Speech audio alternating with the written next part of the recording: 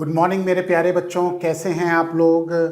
और जैसा कि आप जानते हैं कि हम लोगों ने बेटा लास्ट क्लास में करंट इलेक्ट्रिसिटी शुरू किया था, जिसका फर्स्ट लेक्चर हमने ऑलरेडी रिलीज़ कर दिया है।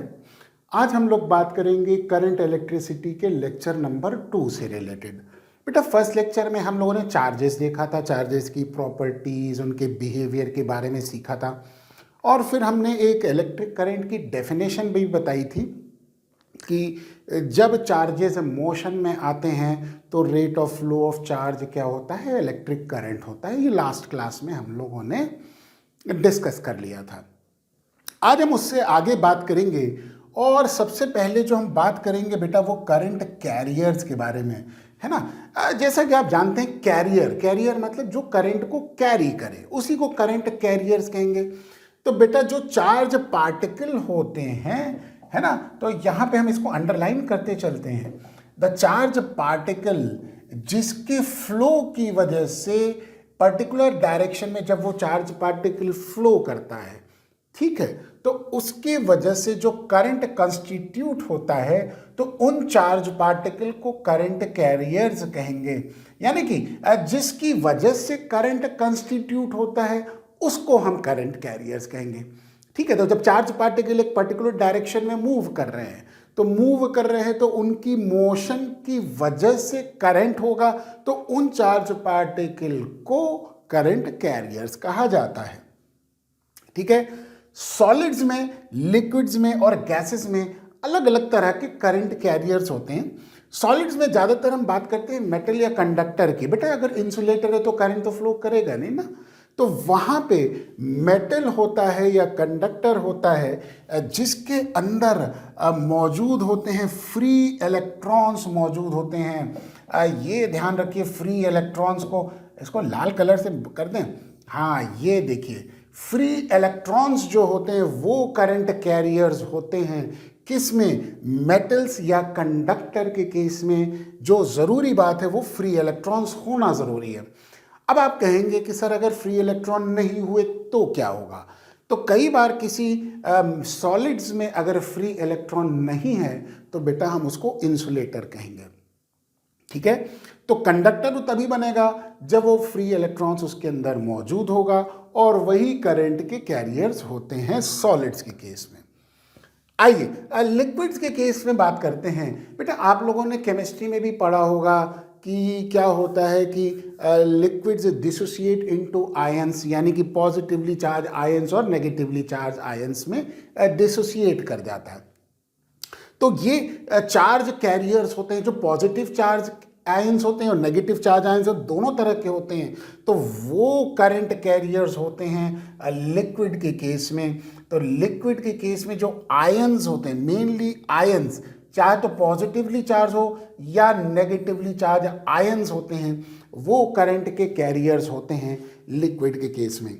सॉलिड्स में पॉजिटिव चार्ज नहीं मूव करता क्योंकि वो तो अपने क्रिस्टल लैटिस के अंदर रहता है। ऐसे समझ सकते हैं कि पॉजिटिवली चार्ज हमारे पास जो पार्टिकल्स होते हैं वो न्यूक्लियस के अंदर होते हैं, तो उनका मोशन संभव नहीं होता है सॉलिड्स में। लेकिन लिक्विड में आयंस के रूप में वो डिसोसिएट कर जाता है, तो वहाँ पे वो करंट कैरियर्स होते हैं। अब बड़ी इंटरेस्टिंग बात आ जाती है गैसेस के केस में। बेटा गैसेस जो होता है वो बड़ी अच्छी चीज़ होती है। गैसेस नॉर्मल कंडीशन में तो बेटा इंसुलेटर होता है ना। अब वो उसको कंडक्टर कैसे बनाते हैं? तो गैसेस का प्रेशर कम कर देते हैं। देखो लो प्रेशर कर देते हैं, ठीक, और लो प्रेशर के साथ साथ वोल्टेज हाई करेंगे, हाई पोटेंशियल डिफरेंस कर देंगे और प्रेशर को डिक्रीज कर देंगे। तो वहाँ पे क्या होता है, गैसेस भी आयंस में डिसोसिएट कर जाती है, आयोनाइज हो जाती है, जिसमें इलेक्ट्रॉन और पॉजिटिव आयंस हमको मिल जाते हैं और वो करंट कैरियर्स की तरह बिहेव करते हैं इन गैसेस। तो करंट कैरियर्स जो होते हैं अलग अलग, जो हमारे पास जिसको हम स्टेट ऑफ मैटर कहते हैं, उसमें अलग अलग होते हैं। सॉलिड्स में अलग होते हैं बेटा, लिक्विड्स में अलग होते हैं और गैसेस में अलग होते हैं। आइए अब हम बात करेंगे मेनली पोटेंशियल और पोटेंशियल डिफरेंस की बात करेंगे। बेटा आपने देखा होगा, हमने फर्स्ट लेक्चर में ये बात कही थी कि जिस बॉडी में पॉजिटिवली चार्ज, जिसको हम कह सकते हैं पार्टिकल्स होते हैं, या जो बॉडी पॉजिटिवली चार्ज हो जाती है उसका पोटेंशियल हम हाई मानते हैं, और जिसमें नेगेटिव चार्ज होता है उसका पोटेंशियल हम लो मानते हैं, है ना। लेकिन पोटेंशियल की प्रॉपर डेफिनेशन क्या है? तो पोटेंशियल की डेफिनेशन जिसको हम कहते हैं कि it is the amount of work done in bringing a unit positive test charge कहां से? फ्रॉम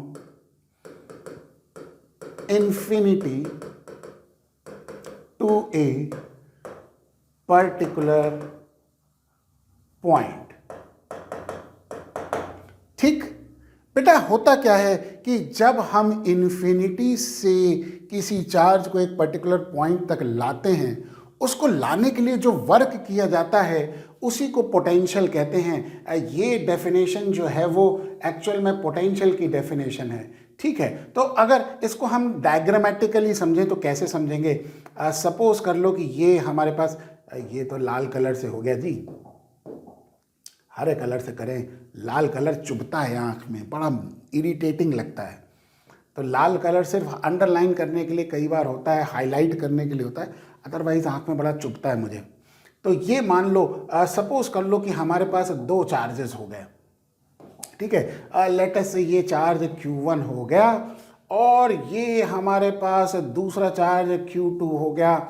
इसको हमने +1 कूलम का चार्ज कहा, यानी कि जो सेकंड चार्ज है इसको हमने +1 कूलम कहा। तो प्लस मतलब पॉजिटिव, यूनिट मतलब 1। ठीक है, तो +1 कूलम मतलब यूनिट पॉजिटिव टेस्ट चार्ज, इसी को हम कहते हैं। तो अगर इस चार्ज को इन्फिनिटी से यहां तक लाना है ना, तो बेटा अब देखो शुरुआत में तो इनके बीच की डिस्टेंस लेटर से क्या हो गई? इन्फिनिटी हो गई। ये डिस्टेंस शुरुआत में मान लेते हैं क्या हो गई? इन्फिनिटी हो गई। और इन्फिनिटी से इस चार्ज को यहां तक लाएंगे, लेटस से एक सर्टेन डिस्टेंस r तक लाते हैं। तो इन्फिनिटी से r तक लाने के लिए हमें वर्क करना पड़ेगा। वो वर्क होता है जिसको हम पोटेंशियल कहते हैं। ये प्रॉपर डेफिनेशन हो गई। तो work done in bringing a unit positive test charge from infinity to a particular point, इसी को हम कहते हैं इलेक्ट्रिक पोटेंशियल कहेंगे। ठीक है बेटा, ये तो हमने इलेक्ट्रिक पोटेंशियल की डेफिनेशन बता दी। अब हम नेक्स्ट पेज पे चलेंगे जिसमें हम इलेक्ट्रिक पोटेंशियल को लिखेंगे और फॉर्मूले के रूप में लिखेंगे। तो इलेक्ट्रिक पोटेंशियल जिसको V से डिनोट करेंगे एज पर द डेफिनेशन। ये क्या होता है, इसको इधर लिख दें? हाँ ठीक है, तो यहाँ पे तो हम V लिख देंगे, है ना। और V बराबर जिसको हम डिनोट करते हैं एज वर्क डन, है ना, पर यूनिट चार्ज, यानी कि अपॉन चार्ज हो गया। ठीक है, तो फॉर्मूला इसका क्या हो जाएगा? That is equal to V is equal to W/Q। बोलो बेटा, ठीक। तो वर्क डन पर यूनिट चार्ज, ये हमारे पास फॉर्मूला हो गया इलेक्ट्रिक पोटेंशियल का। और जैसा कि आप जानते हैं कि वर्क डन जब हम निकालेंगे जूल्स में निकालेंगे, चार्ज की यूनिट कूलम्स होती है, तो बेटा पोटेंशियल बराबर जूल्स पर कूलम भी होता है। तो क्या हम ऐसे लिख सकते हैं कि V is equal to work done पर यूनिट चार्ज। वर्क की यूनिट, ये बेटा ग्रीन कलर से जो लिख रहे हैं ना, ये यूनिट है। तो वर्क की यूनिट हो गई जूल और चार्ज की यूनिट हो गई क्या? कूलम्ब, है ना। तो जूल्स पर कूलम ये हो गया V, और इसी को हम कहते हैं वोल्ट कहते हैं। तो यानी कि इलेक्ट्रिक पोटेंशियल की जो यूनिट हो गई वो वोल्ट हो गई। बेटा जो ग्रीन कलर से है वो यूनिट हो गई, और जो येलो कलर से दिख रहा है ना वो आपका फॉर्मूला हो गया। ठीक है। तो ये वाला जो हिस्सा है वो तो फॉर्मूला का पार्ट हो गया, ये वाला हिस्सा यूनिट का पार्ट हो गया। ठीक है, तो हम यहाँ पे लिख देंगे ये वाला जो हिस्सा है वो एक्चुअली में यूनिट का पार्ट है। ठीक है, ताकि आपको कंफ्यूजन ना हो। क्लियर हो गया। तो बेटा अगर हम 1 वोल्ट को डिफाइन करेंगे तो क्या कैसे करेंगे? 1 वोल्ट इज इक्वल टू क्या? Is equal to work done of 1 joule. ठीक है, 1 J मतलब 1 joule in moving a unit positive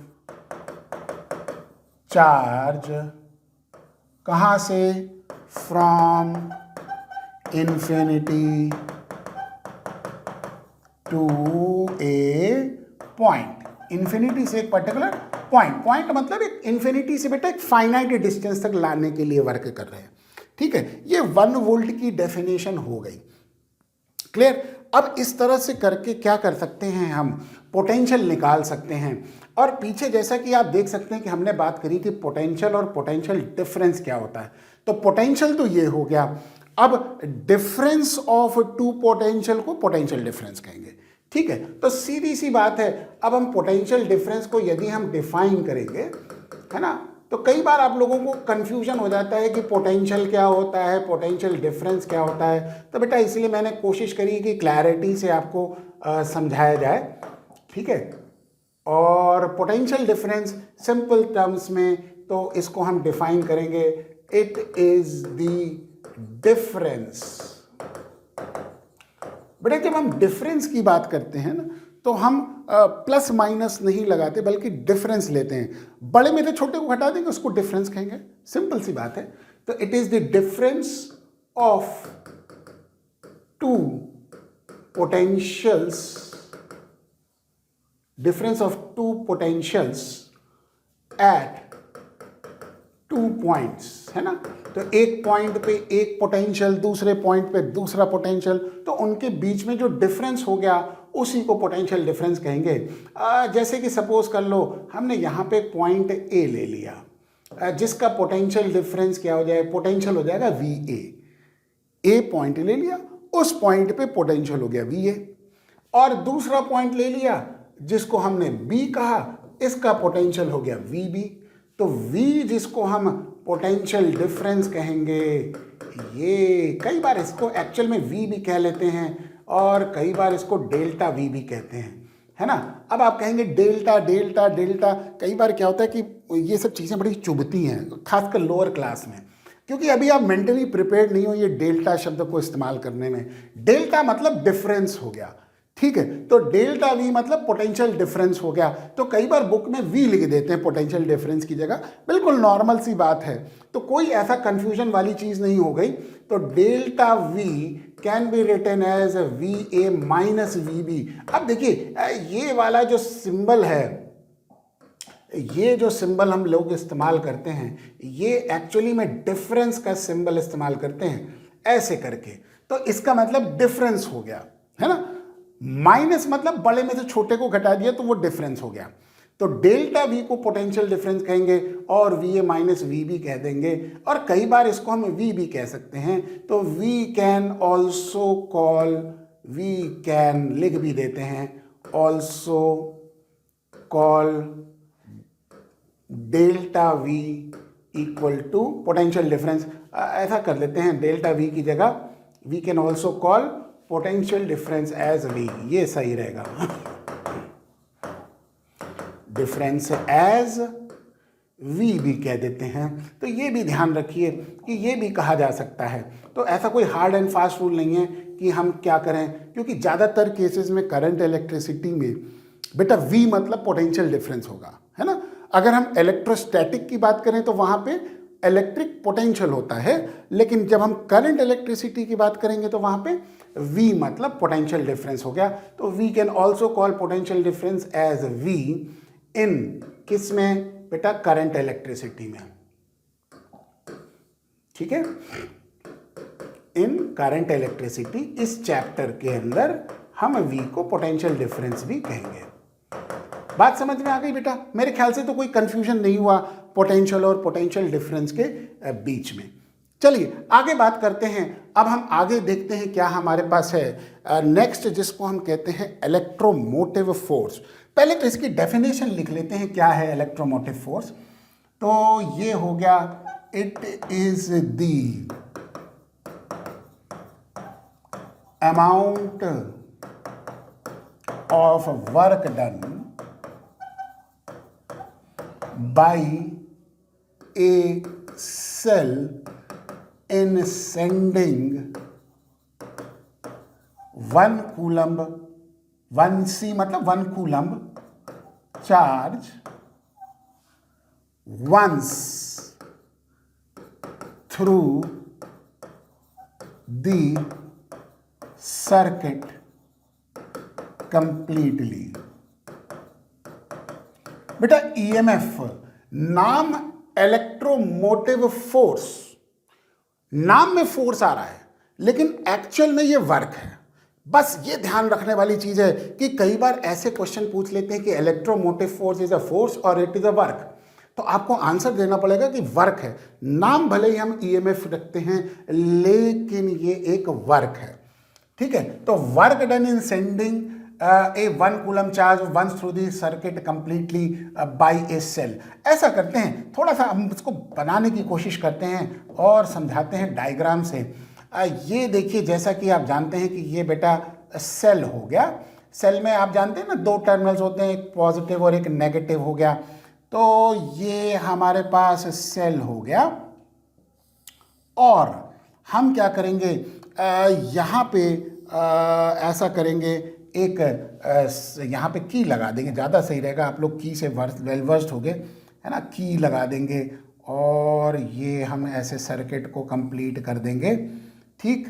और ये ऐसे हमने यहाँ पे लगा दिया, ये आगे हमने ऐसे कर दिया, कंप्लीट क्लोज कर दिया, और ये ऐसे हमने कंप्लीट कर दिया, ठीक है। और यहाँ पे जैसा कि आप जानते हैं कि रेजिस्टेंस, ये ऐसे रेजिस्टेंस को हम लगा देते हैं, ठीक। इसको हम रेजिस्टेंस आर कहेंगे। अब होता क्या है कि जैसे ही आप इस की को प्लग इन करेंगे यानी कि ये क्लोज सर्किट हो जाएगा। बेटा अगर बीच में डॉट नहीं है तो वो ओपन सर्किट होगा, और डॉट है तो वो क्लोज सर्किट हो गया। क्लोज सर्किट का मतलब अब पूरा कंप्लीट हो गया।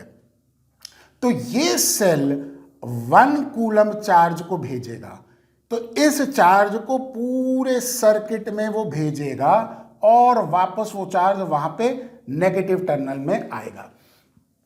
इस चार्ज को भेजने के लिए पूरे सर्किट में एक बार पूरे सर्किट में भेजने के लिए जो सेल ने वर्क किया उसी को हम ईएमएफ कहते हैं। समझ में आ गई बात? तो EMF is the work done in sending 1 coulomb charge once through the circuit, entire circuit completely, that is called as 1 coulomb EMF कहते हैं। तो एक तो ये भी डेफिनेशन हो गई कि ये जो है एक्चुअल में कब हम इस्तेमाल करते हैं, जब सेल एक्चुअल में क्या करता है, जब करंट को सप्लाई नहीं करता तो जो उसके अक्रॉस पोटेंशियल डिफरेंस होता है उसको ईएमएफ कहते हैं। तो क्या हम इसको ऐसे भी लिख सकते हैं, ये भी एक डेफिनेशन है। तो it is also the maximum potential difference, है तो ये पोटेंशियल डिफरेंस है ना, across cell when it is in open circuit. बेटा ओपन सर्किट का मतलब समझते हैं आप? ओपन सर्किट मतलब ये की को लगाया नहीं है। जब की को लगाएंगे नहीं तो उस सिचुएशन में करंट फ्लो करेगा नहीं, और जब करंट फ्लो नहीं करेगा लेकिन पोटेंशियल डिफरेंस तो तभी भी रहेगा, क्योंकि पोटेंशियल डिफरेंस तो हमेशा रहेगा, ठीक। सर्किट जब कंप्लीट होगा तब करंट फ्लो करेगा, लेकिन पोटेंशियल डिफरेंस एंड्स के अक्रॉस तो हमेशा ही रहेगा, चाहे करंट फ्लो करे चाहे ना करे, ठीक है। तो मैक्सिमम पोटेंशियल डिफरेंस जो होता है ओपन सर्किट में, वही जो होता है उसको हम इलेक्ट्रोमोटिव फोर्स कहते हैं। तो हम यूनिट इसकी वही लिखते हैं जो पोटेंशियल डिफरेंस की है। तो unit of EMF is equal to वही होगा क्या, जो पोटेंशियल डिफरेंस की यूनिट हो गई ना, इज इक्वल टू ये लिखेंगे ना, unit of potential difference is equal to unit of potential difference, ठीक। और वो वही यूनिट हो गई जो कि वोल्ट्स कहलाती है, वही यूनिट हो गई EMF की। तो EMF को स्मॉल e से डिनोट करेंगे, ठीक है ना। कई बार इसको कैपिटल ऐसे भी हम डिनोट कर देते हैं, इस तरह से कैपिटल E लिख सकते हैं या स्मॉल e लिख सकते हैं। इसको हम कहते हैं क्या, EMF कहेंगे, ठीक, इलेक्ट्रोमोटिव फोर्स, और इसकी यूनिट होगी वोल्ट्स, जिसको हम ग्रीन कलर से लिख रहे हैं। ये बात हो गई EMF की, ठीक। चलिए अब हम थोड़ा सा ऐसा देखेंगे कि हमने इधर पोटेंशियल डिफरेंस भी हमने बताया, इधर हमने EMF भी बताया। अब हम क्या करेंगे, डिफरेंस देखेंगे EMF और पोटेंशियल डिफरेंस में कि कहाँ पे क्या डिफरेंस है, क्योंकि आप लोगों को क्या होते हैं, कंफ्यूज हो जाते हैं कि कब पोटेंशियल डिफरेंस लेना है, कब EMF लेना है। ये चीज़ जाननी ज़रूरी है कि EMF और पोटेंशियल डिफरेंस में क्या फ़र्क होता है। EMF जो है, पहली चीज़ तो हमेशा देखिए यहाँ पे कह भी रहा है ना, ये हम लेते हैं सोर्स के लिए, यानी कि जब हम बैटरी या सेल की बात करते हैं उसका EMF होता है, जबकि potential difference can be for any points, यानी कि दो पॉइंट्स के बीच में जो डिफरेंस होता है पोटेंशियल का, उसको पोटेंशियल डिफरेंस कहेंगे। लेकिन पर्टिकुलरली जब हम EMF की बात करेंगे तो वो सेल के लिए इस्तेमाल करेंगे, ठीक है। ये तो हमने थर्ड पॉइंट पहले ही कर लिया, कोई बात नहीं, ठीक है। आइए दूसरा जो डेफिनेशन थी वो मैंने बताया था ना, maximum potential difference across the ends of the cell when cell is in the open circuit. तो जब सेल ओपन सर्किट में होता है तो उसके अक्रॉस जो EMF होता है, जो पोटेंशियल डिफरेंस होता है, वो मैक्सिमम होता है और उसको हम EMF कहते हैं। लेकिन जब सेल करंट को सप्लाई कर रहा है और तब उसके टर्मिनल के क्रॉस जो वोल्टेज मेजर करेंगे वो एक्चुअल में पोटेंशियल डिफरेंस होता है। तो पोटेंशियल डिफरेंस से EMF से क्या होगा, कम होगा। क्लियर। दूसरी चीज, इंडिपेंडेंट ऑफ एक्सटर्नल रेजिस्टेंस, मतलब बाहर कुछ भी लगा दो, आप कोई भी रेजिस्टेंस है सेल के क्रॉस लगा दो, सेल का EMF चेंज नहीं करेगा, है ना। ये सिर्फ किसके ऊपर डिपेंड करता है, इलेक्ट्रोलाइट और इलेक्ट्रोड्स के ऊपर डिपेंड करता है। लेकिन पोटेंशियल डिफरेंस रेजिस्टेंस के ऊपर डिपेंड करेगा। रेजिस्टेंस जैसे जैसे बढ़ेगा, नेचुरल सी बात है, वैसे वैसे क्या होगा, पोटेंशियल डिफरेंस चेंज करेगा, ठीक। ये बेसिक डिफरेंस हो गया। और ये जानना ज़रूरी है कि डिफरेंस क्या हो गया EMF और पोटेंशियल डिफरेंस में, ये बड़े इंपॉर्टेंट चीज़ें हैं। आइए अब हम कुछ डेफिनेशंस की बात करते हैं। जैसा कि आप जानते हैं कि ओम्स लॉ क्या होता है, तो क्या डिफाइन करते हैं। बेटा आप लोगों ने ओम्स लॉ पढ़ा होगा और बड़ी अच्छी सी ओम्स लॉ की डेफिनेशन है ना। कई बार क्या होता है कि आप इसको गलत समझ जाते हैं। तो एक्चुअल में ओम्स लॉ की जो डेफिनेशन है वो ये कहती है, it states that the current flowing in a circuit is directly proportional, बेटा प्रॉप लिख देंगे, मतलब प्रोपोर्शनल टू क्या, अप्लाइड पोटेंशियल डिफरेंस, ठीक। यानी कि current directly proportional to V होता है। ध्यान रखिए, करंट वोल्टेज की वजह से होता है।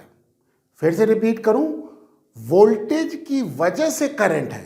भाई पोटेंशियल डिफरेंस होगा तभी चार्ज मोशन में आएंगे, तभी करंट होगा, ठीक।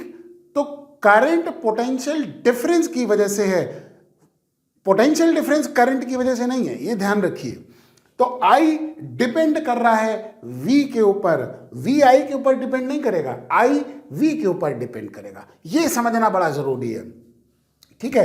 तो अब ये जब डिपेंडेंसी देखेंगे तो ये हमारे पास I is equal to V upon R हो गया। प्रोपोर्शनैलिटी साइन हटाएंगे तो उसको कांस्टेंट रखना पड़ेगा, उसको R को रेजिस्टेंस कहते हैं, जो कि अभी हम नीचे एक्सप्लेन भी करेंगे क्या होता है।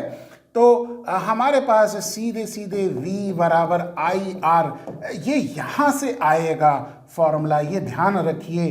तो कई बार आप इसको ऐसे उल्टा डिफाइन कर देते हैं कि वोल्टेज बराबर करंट इनटू रेजिस्टेंस, ये ओम्स लॉ होता है। एक्चुअल में ओम्स लॉ की स्टेटमेंट है कि करंट डिपेंड कर रहा है वोल्टेज के ऊपर। तो जब डिपेंडेंसी हो गई तो प्रोपोर्शनैलिटी साइन हटाएंगे तो कांस्टेंट, उसको रेजिस्टेंस कहते हैं।